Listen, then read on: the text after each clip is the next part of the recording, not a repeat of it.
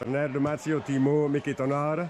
Gratuluji k výhře a prosím o zhodnocení zápasu.